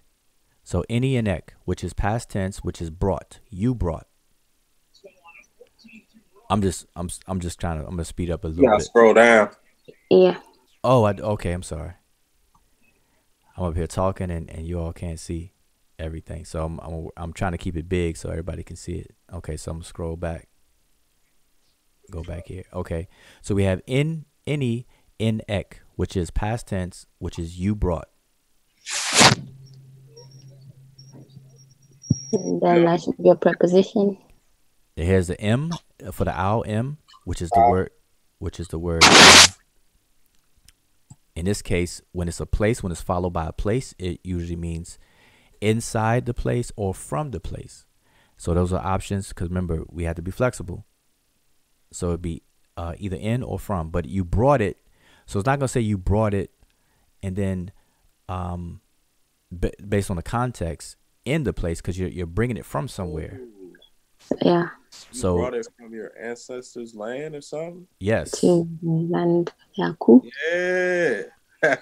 So we have M, and then we have Ta, and then we have Aketiu. Yep, Aketiu. That's on 647. All right, yeah, that's a buzzard, yes. So we have Aketiu all right here. So it's saying, bring this dwarf with you or in your possession from the land of the Aketiu. The enlightened. They got horizon dwellers in here, but yeah, Aketiu. Okay, so and then what does it say afterwards? Y'all already said all of this. Unk You Waja. gotta scroll down still. Oh, I'm sorry. I keep forgetting. And then we have the last bit. There is Unk Waja Seneb. Life, prosperity, and health. All right, so Next line say. for time's sake, oh, you want to keep going? We on the road now. All right, so but now, okay, so let me make this back to the proper size because trying to go back and forth here. It's a little tease for me. Okay, so I'm sorry. That's a good example with the I can't see you with the. I think we talked about that where that is. The plural where it has like the three determinatives. You don't get to see that most of the time. Yeah. Like... Yeah. No, I was gonna say that's one of another reason why I wanted to do this one. Yeah, you already know that it's a couple of things when I do things. A couple of things that's being said at one time. See, I'm practicing my aspective. Yeah, I saw that post. And I saw your comment on the post. I'm doing my aspective ways. No, but seriously, as aspective is the dominator over perspective, and that's it's enough for a conversation in the future. But so let's keep on going so we can keep going in here. So we have but now let's not get too far ahead though, because there's some things up here that we left alone. I thought we did that. No, the first part. Okay, we can do that right now. And I then said M-I MRK. Okay, but what is it? But what does it mean? Like we didn't go through a fluid, a meaning. It's on page 607. It says come. Okay. Come bring your. I kind of translated it as "come bring your boat" or something along them lines. Okay, so that's good, but you're right, except the boat part. But you're right. So, come bring your, and then the boat was the next part down at the bottom. Yeah, that was but it's not. But it's not boat. It's to travel north. So it's saying in coming yourself. Could we have in, and then you, coming yourself. In and then traveling north. So we have another in traveling north to the residence, which means that they were southward. So they're traveling north to the residence. So wherever they were to pick up this pygmy, they were below Kemet.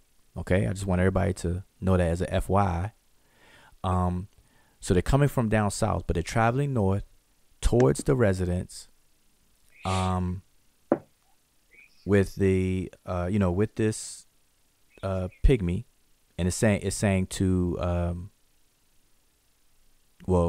to descend, and it's with this pygmy,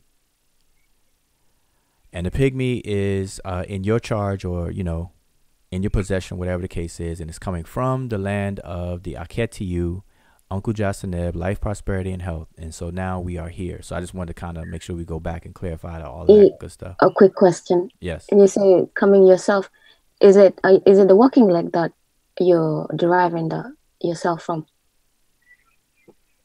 No. It's the ek. Ek. See, it's in coming in regards to you.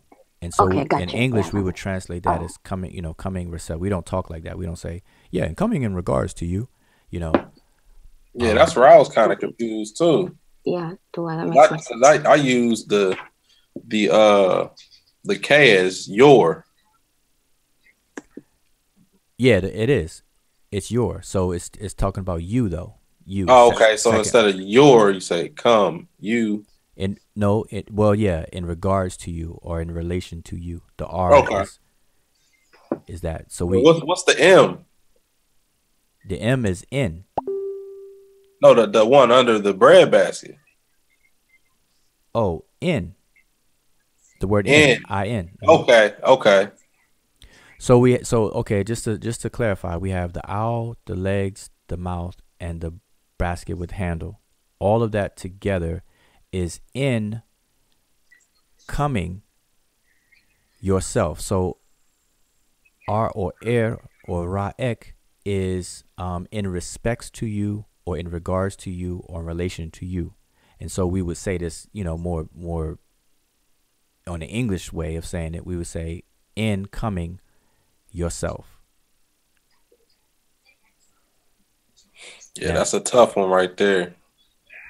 but it's just a change of now somebody else may translate it literally like in traveling or in coming with respects to you.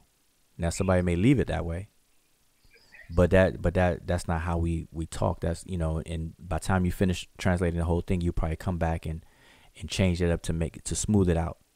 That would be a very rough and naughty translation if you leave it like that.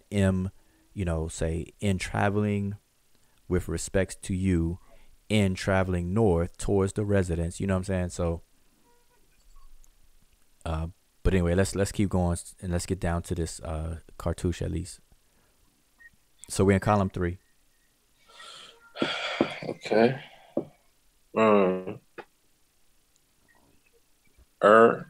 Is that by itself, the Okay, I'm glad you said that. So now to test that, because that would be a guess. That would be a good guess. But to test that, look up this here, like these groups, like like determinatives, you can pretty much recognize. Okay, you know that this is going to be some kind of determinative. This person with the legs and the hand up and everything like that. So from this determinative going back up, look up the word I, B. Ain't that ib? Yeah, look up I, B, and then capital A, W. I, B, capital A, W. Look that word up. I, B, capital A, W, with this figure here as a determinative. And see if you come up with something.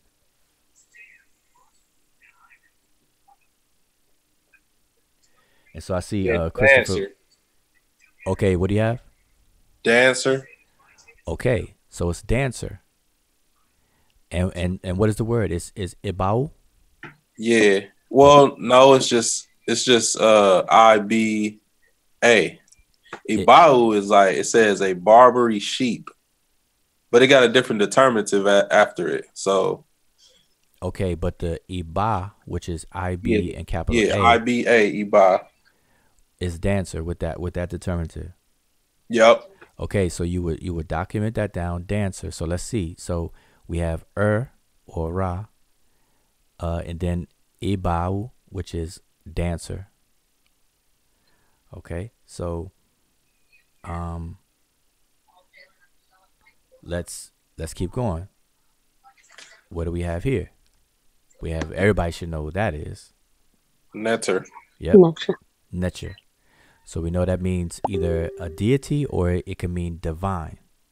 Okay, so we just note that. So we have dancer, then we have divine. So it could be a dancer of the divine or a divine dancer. So didn't they think the pygmies was like good at dancing and stuff? Well, we don't know that yet. Well, I mean, that's because Hatshepsut sent the expedition down there and they brought her back a pygmy, if I'm not mistaken. Okay, so let's say you know that already, then that means this text you're dealing with is gonna offer more confirmation of that. So because we're dealing with a pygmy, we have the word deneg, and we're dealing with dancing. Okay, so again, this could either be a divine dancer, or a dancer of the divine or dancer of God. All right, so let's keep going. What do we have after that? We have another. That's all one word right there. S. Okay, we have another or R, which is likely, if it's by itself, it's going to be a preposition. Okay, I thought that went with the netter, but yeah, it could be by itself. Yeah. Well, the only reason why it's unlikely to be with the netcher because it has the determinative. Yep, you're right. So we have the or R by itself. Then we have another dancer there, another figure here. So we can go back up and say X S X M M X. X. So look that up. I got let's see. That'd be Sekhmet, not Sekhmet, the deity, but Sekhmet. It's on 1811. And even after that, we have You have Sekhmet Abe, yeah, entertainment or pleasure. pleasure. Yeah. okay. So Sekhmet, okay, Sekhmet Ib is pleasure. So that's what we have here, Sekhmet and then Ib, right? Yep. Okay, so we have pleasure, and literally it would mean to gladden the heart, but it's a word for pleasure. So this is one of those combinations. So Sekhmet Ib, like we have Awad Ib is happy, Sekhmet Ib is pleasure. Okay, now so let's keep going. What do we have after that? It's that R again. Yep, we have a R. So it's safe to say that them 3 R's by themselves. So far, yep. And now we have another word. We have S, N, and then these two is Ka, Ka. Sin. So look up Sin. Sen, Ka, Ka. Sin Kaka. And that would be a guess at first, but you look it up in dictionary, see if this word exists. Sen, Ka, Ka. And then we have an ib after it too, but you look up Sen, Ka, Ka. I got just sin on 1853.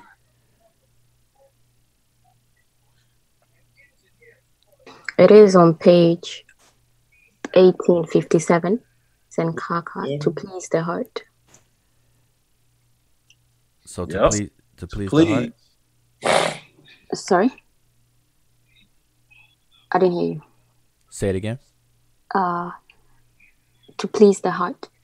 Or to please. Okay, Senkaka ib, right?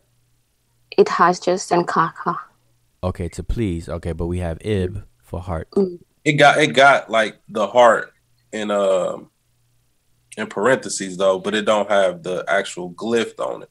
Okay, but we can see here that the glyph is there. So we have Senkaka ib, which is to please the heart, and then ni, which is the word of, and now we get down to something we all should recognize.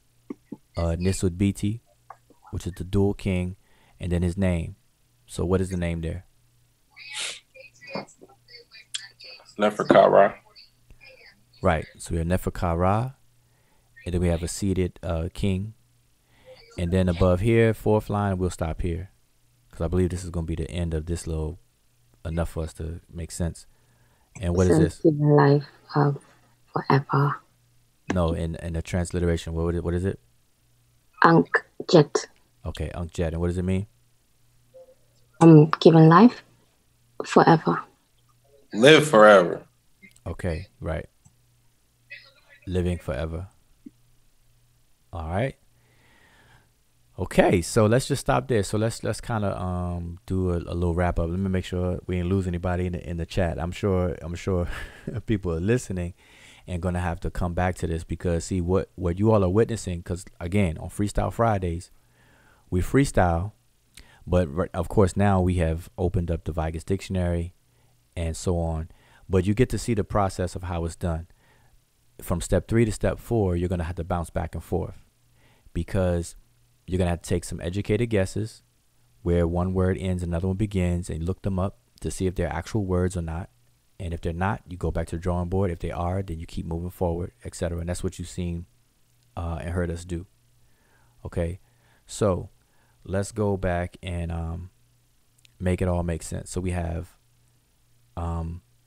in, and then coming, and then erek with respects to you, but we say in coming yourself, in, and then the word for traveling north, to the residence, and then we have the word her-a, au, which means immediately, So remember that, immediately. Then we have the word ka, which is to descend. And then any, bring, you, or you bring. And then we have a deneg, you bring a dwarf or a pygmy, or this pygmy, because we have the word pen here. So you bring this pygmy. And then in your possession, or with you, mi, which means, literally in your arm. And that's not meant to be funny, that a pygmy could be brought in somebody's arm, but in your arm or in your possession. And then it says past tense, which you would say, which you have brought, to make it past tense, which you have brought from the land of the Aketiu. In the dictionaries, they say horizon dwellers, but we would say the land of the ancestors. Okay. Then it has life, prosperity, and health. And then it says again, which is preposition. And we won't know how to translate that yet until we get to the rest of it. So we just know it's a preposition first. And then we have what we have here is a dancer. It's either a dancer of God or a divine dancer. And then we have the dancer. And then we get into pleasure or gladden, to pleasure, and then the pleasure of the heart. So obviously this pygmy is being brought in order to do something, which is dancing. It's probably a performance of a divine dance, or dance before the deities, or dance for the deities or God, to pleasure and gladden the heart of who? The king, the dual king, Nefer-Ka-Ra, who lives forever. There you go. And so obviously if we finish it up, we'll probably be able to fine tune everything I just said. But tentatively, that's pretty much a rough translation of what you would get so far. So go ahead. Well, yeah, I just had a quick question. So the pygmy comes from the land of the ancestors. So that's what they Remech considered the land of the ancestors, where the pygmy comes from. Yes. Okay. Mm-hmm. Are these the same pygmies that's in Ireland? So no,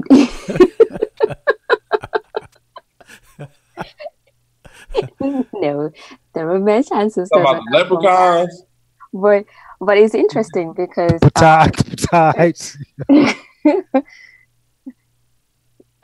So what I find interesting is that they consider the land of the ancestors where the pygmy comes from, so we could tell pretty much around which vicinity that is. Yeah. Exactly. So this look like it validates the statement that the Egyptians say they come from the foothills of the mountain of the moon, where God happy dwell, blah blah blah. Well, they didn't say that, but they said this. Oh man. Yeah, but now so that's good. I'm glad you actually brought that up. But if I start running my mouth about that, it's gonna make this video a lot longer than it is. I think where we at? We are at we've been on for almost 2 hours, so we got 5 minutes left. Okay, so for next 5 minutes. So now the problem with that, now I get what you're saying, because that's where people allude to and everything, the foothills of the mountain of the moon. But the land of the ancestors, see, we translate the word Aket as ancestor, but Aket can also be the horizon, which is why the dictionary say horizon dwellers. Aketiu, it's a place. So Aketiu is the horizon. And so you have to remember that the place called the horizon is only called the horizon or Aket because it is a place where you see the brightness of the sun before you actually see the sun. When the sun rises, you see the sky light up before you actually see the disk. And so it's from that concept that they had that these ancestors can affect things without being seen. So the sun has the effect of brightening the sky before actually being seen. And so this is where it ties into the whole concept of ancestors and ancestors influencing, things that you can see, but they themselves can't be seen. Okay, so we all have to keep all this in mind. So it's not literally talking about. Now we do know that where these pygmies from, now we don't know that. See, that part doesn't validate the statement. What more so validates, it won't even validate the statement, but we do know these pygmies, or this particular pygmy, came from south. Why? Because over here, it's traveled north. Cadet, it means to travel downstream. That's why they have a boat, to travel downstream. And it doesn't have a sail. So if the sail was shown, it would be traveling upstream. Because remember, when you're traveling downstream, you don't need the sail. You're just going with the current of the river. So you're traveling downstream, which is north. So this pygmy does come from south. So, and south, because it's called the land of Akhet, it's being interpreted as ancestors, as an age. Like, okay, that's where we're from. But it's talking about the horizon, places where the sun can be seen to have an effect, but without it being seen first. And there are people that live, so this horizon can be on the left or the right. Remember, you have two horizons. That's what I was going to ask. I was going to ask which horizon. I was leaning more towards the west, because usually that's where the burials are. That's where, they consider the ancestors is on the west when they pass or whatever. So would they be talking about south or northwest in their perspective? It would be our southeast. And so remember, the land of Penwet or Punt, where Hatshepsut had expeditions and so on and so forth. They can't pinpoint the exact location, but they could tell by the things that they brought back, rough areas. So you have Netcher. That's about it. Huh? Sorry. It says Penwet at the last column. 7, probably. If you scroll. When that? Nope, it's Punt. It's Punt. That's why I pronounced it. It's. Oh, okay, yep. And so these are areas. So anyway, that will give us some indication. So it is these pygmies did come from south to do the dance that you spoke of, Setep, that they are known for, to do these dances. Hey, the pygmies must have been cold, because Neferkara, he is from the early, third dynasty, or second or third dynasty. And Hatshepsut, she way later, and they all going down there. So them pygmies had to have been cold at dancing. Not only that, but this is also a testament. If this is dealing with Neferkara, which it says here, then that means from this dynasty to the 18th, where Hatshepsut is, because remember, Hatshepsut travels where they haven't traveled in a long time. When she sets out for these expeditions, they're going to places that nobody in Egypt has traveled in a very long time. And so you're looking at a gap between this era of time and then her time. Okay, so this all lends all to that. So it's a lot that could be said about this. We could talk a whole lot, and maybe we'll follow up with a show, and just kind of finish this out, and then we just kind of talk about it, because we have the word remage here. We have boats involved. We have punt involved. What else do we have? A bunch of other things going on. All right, to see something. I was gonna say to see pygmy right there. That's the same word. Deneg. Mm-hmm. Deneg. Who? This pygmy. To see this pygmy. In it. So we have him, His Majesty, see, the pygmy.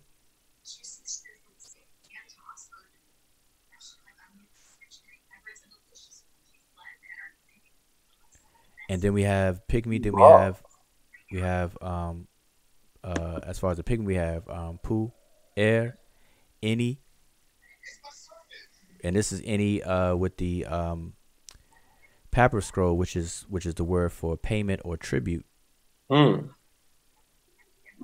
So when we have pu we have or rapu, it's a comparative. So it's saying that the him, which is His Majesty, sees the pygmy more than tribute. So likely this is saying that that His Majesty wants to see the pygmy more than he wants to see the other tribute. So they were very popular to the point where the king rather see the pygmy than the rest of the tribute. Okay, and then it comes from the bi, which is bi is the word used for minerals, and with this determinative, it's the minerals. It's usually a word. Bi by itself is for minerals like gold, silver, copper, nickel, and all those kind of minerals and things that they mined. And with this determinative, it's talking about the mine itself. So tributes of the mind of Punt. So the king here, if this is now, I'm just going off.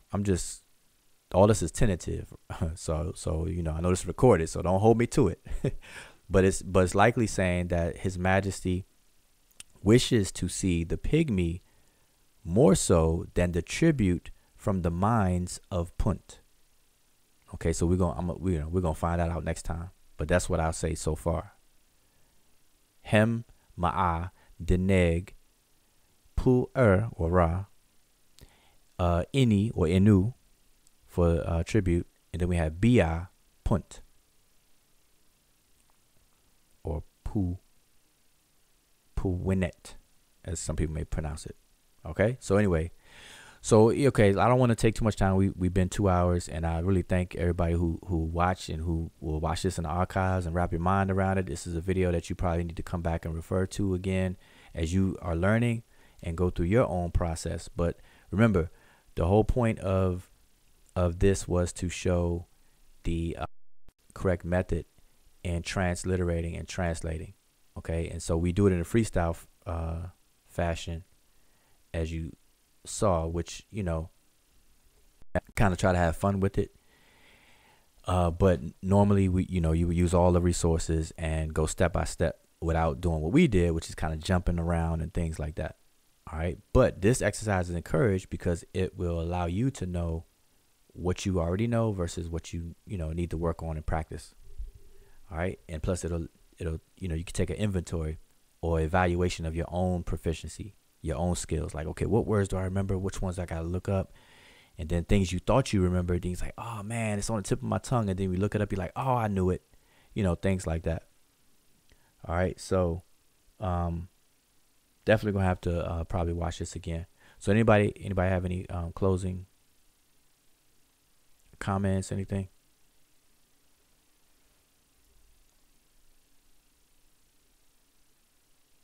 Always great to do a Freestyle Friday. All right. Satep, Emiket.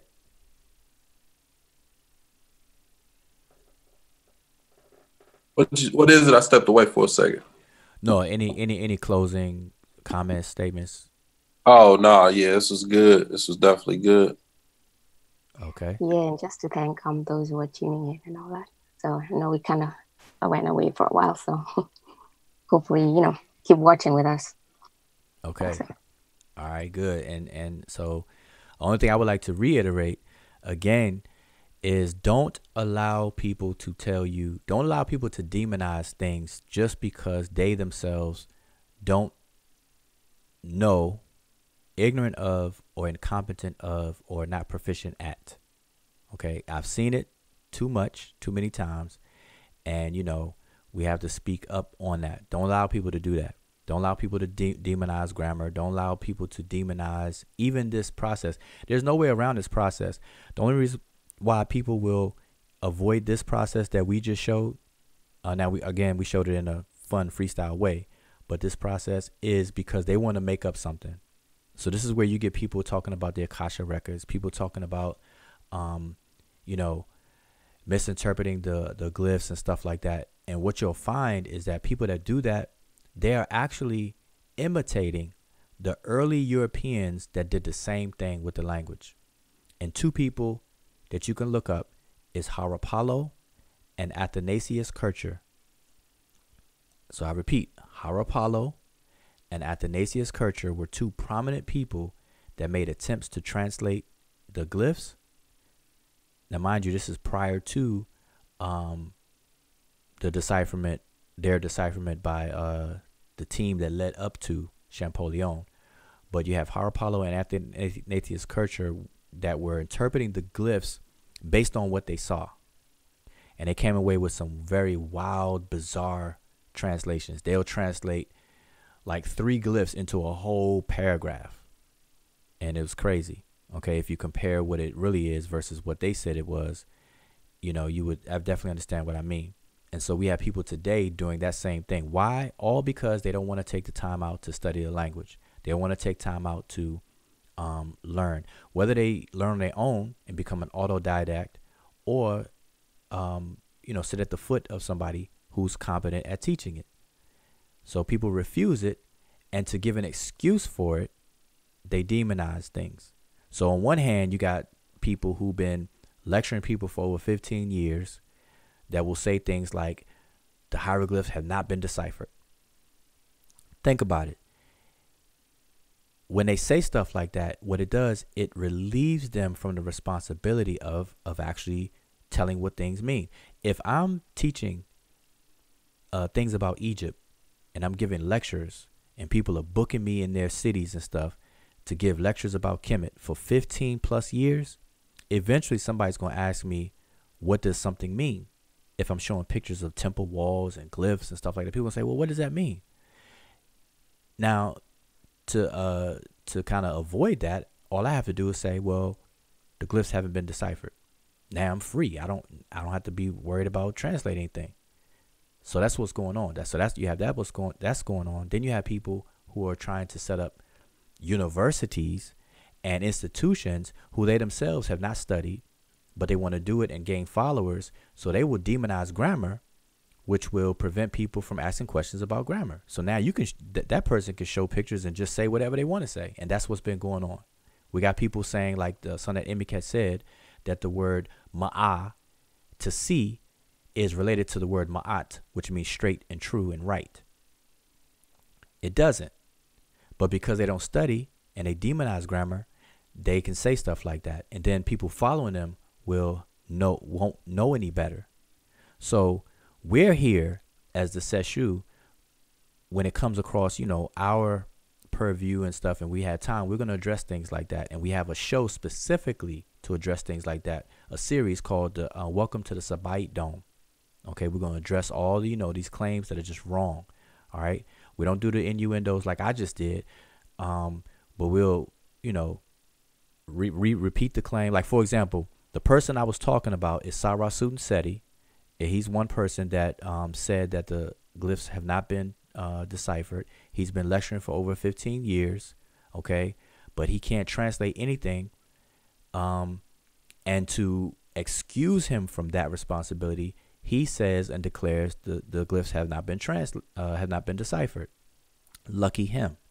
On the other hand, we have people like Menkau Shechem Ra, who will demonize grammar because he doesn't take time out to learn the grammar. And then he's a person that will say something like the word ma'at, to see, is like the word ma'at, which is right, true, and so on and so forth. All right. So those are the two people I am specifically referring to in my examples. But we're going to have a series of shows where we're going to address the claims. Now, you know, that's not to take anything personally against Seti or Menkau Shechem Ra. I don't know those guys personally, but it's the claims. And so because people are sensitive in the so-called conscious community, people may take it as that. But I'm here to say now it's not about that. It's about the information. And we have to have care and concern for the accuracy of information to keep up the integrity and quality of it so that people can learn and benefit from it. It does no good for people to think that the glyphs have never been deciphered, because if that's the case, then where are you getting anything from about Kemet? Every time you open your mouth about Kemet, where is it coming from then? because the only way we even know anything about Kemet in any detail is through the text, through the writing. Okay, think about that. So that right there gives it away. So anyway, that's my little rant, and I want to again say dua for those who took time out to tune in and listen. And so I'm gonna say Shem Hotep, and we'll see y'all next time.